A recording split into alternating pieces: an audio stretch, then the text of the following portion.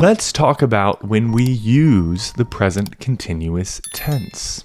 The first use is to describe something happening now, in this moment. I am lecturing about the present continuous verb tense.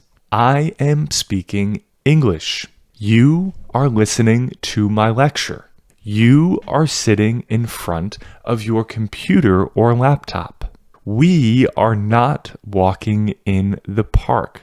In this moment, we are not walking in the park. We are not cooking pasta. Use number 2, longer actions in progress now. For example, I am learning Spanish. So right now, in this moment, I am not learning Spanish. But in general, in my life, I am learning Spanish. I am in the process of learning Spanish.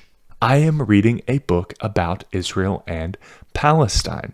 So before I go to bed tonight, I will continue reading this book. I'm in the process of reading this book. I am training to run a marathon. I am not preparing for an exam, not in this moment and not in general in my life. I have no exam that I need to take and prepare for.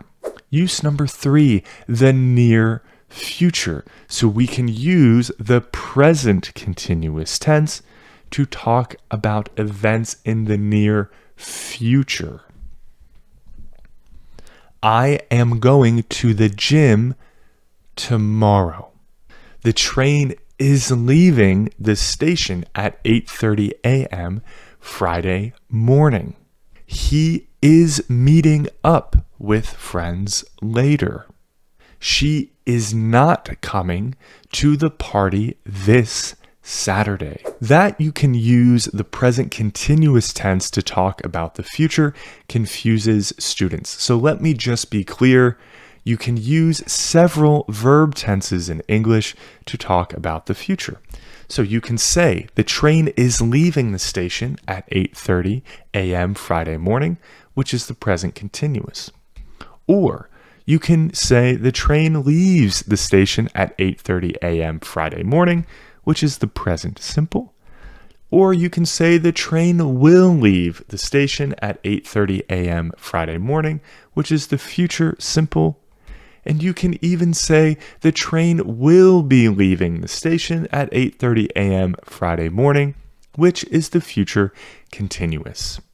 These all mean essentially the same thing.